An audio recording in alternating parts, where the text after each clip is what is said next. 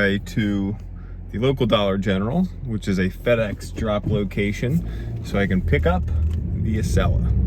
FedEx tried to deliver it yesterday, but of course it required a signature, and the FedEx site is like impossible to figure out, and it needed a signature and ID. And of course no one's home during the day because we work. That's how we afford these things. So I rerouted it to a local drop-off location because again, we weren't going to be home today. So now I can go pick it up. And I just got the text that it is ready. So we're going to head over there, pick it up, and then get it home, open it up, and get on the track. Let's go.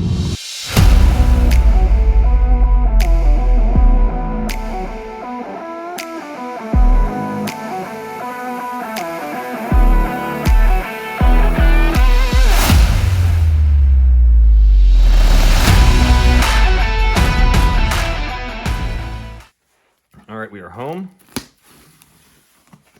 get inside this box. It was a little nerve-wracking when your train gets delivered and it's been shipped from a far place, and then FedEx typically have worse luck with FedEx. UPS is usually pretty good about being safe with this stuff, but this box is pretty dinged up. It's just the shipper. So let's see what the inside looks like. Little ding there. That is a big orange box. Big orange box.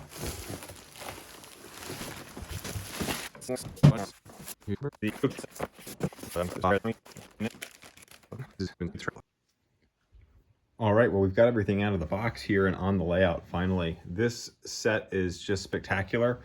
And obviously I have recently acquired the Polar Express set also. For this one, I do have the 3-car expansion set, which includes a Station Sounds Bistro car, but just adds to the overall length of this set itself layout. So the Acela is Amtrak's flagship high-speed service along the Northeast Corridor, running from Washington, D.C. to Boston, with 16 stops in between. The Acelas are the fastest trains in North America, racing down the tracks at about 150 miles an hour. However, they only achieve that speed for just over 30 miles of their 457-mile route. While 150 miles an hour is fast for our standards here in the States, it's not quite fast compared to the high-speed trains around the world.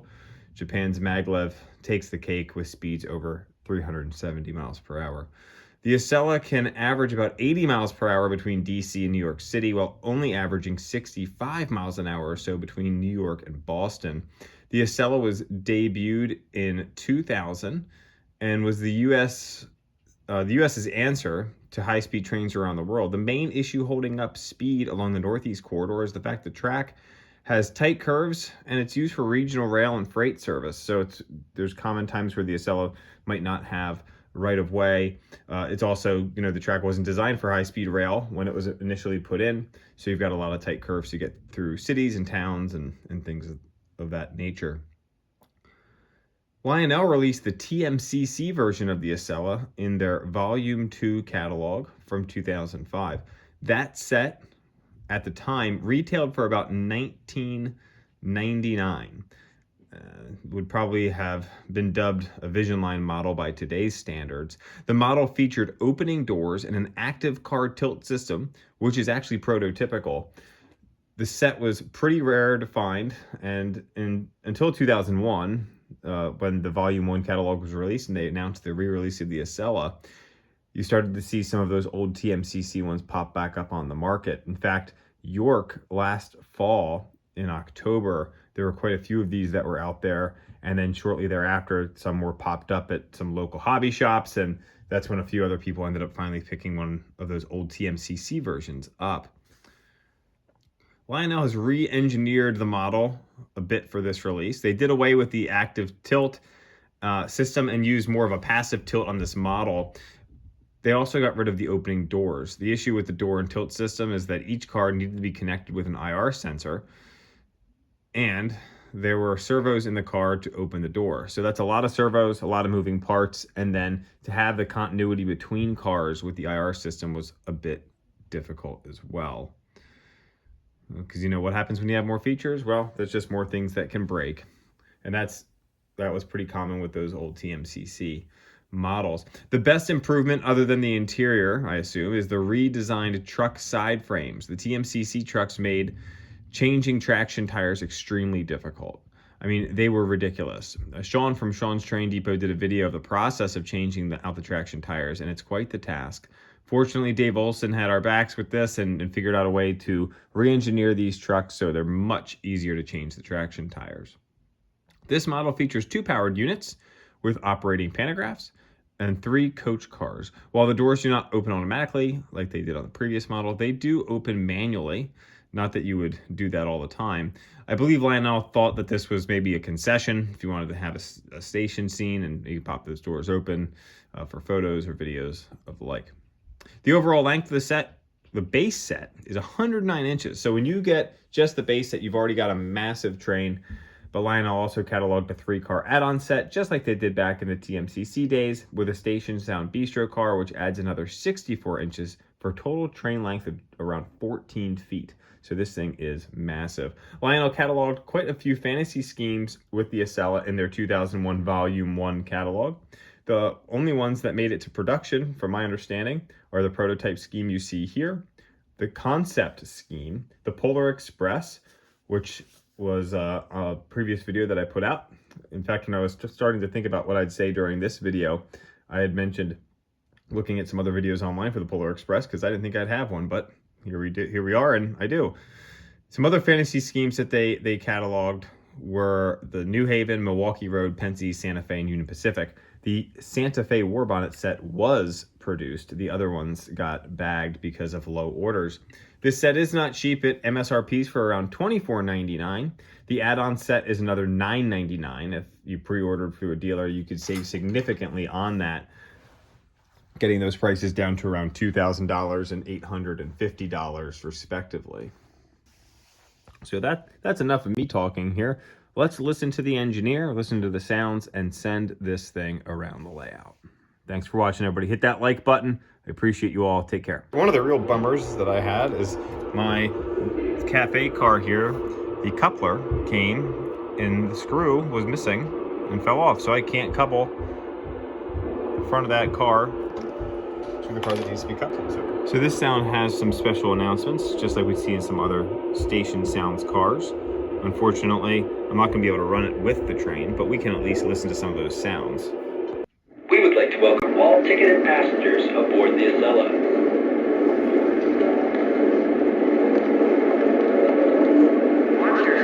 All aboard. Welcome. Let me help you with those bags. Last call for the Acela.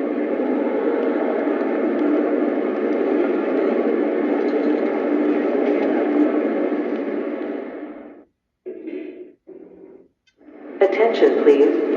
The Acela is now boarding.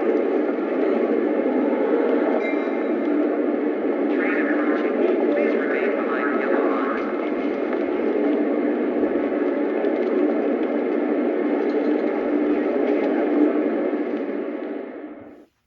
We would like to welcome you aboard at this time.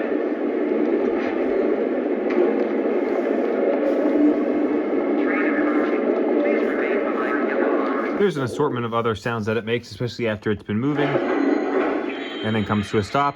While it's moving, it'll say that the Acela is approaching the station as well. So there's some great sounds. There's also an awesome interior in here with high top tables and bar stools, which is pretty neat. Now, unfortunately, because that screw is missing, I'm waiting for Lionel to get back to me. I sent them an email asking them to send me a set screw for that coupler, and we'll get this thing fixed. But in the meantime, we're gonna have to just pull it off the track.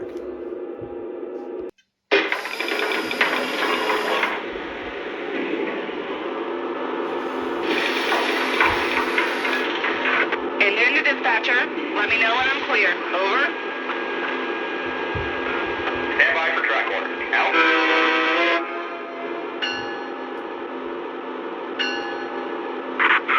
We'll need some more ice melt and some brooms for our train. Over. Salt and brooms. Roger. Dispatch out. 1017 is correct. 1017 is correct. Over. And to dispatcher, let me know when I'm clear. Over. You are clear to fall. Out.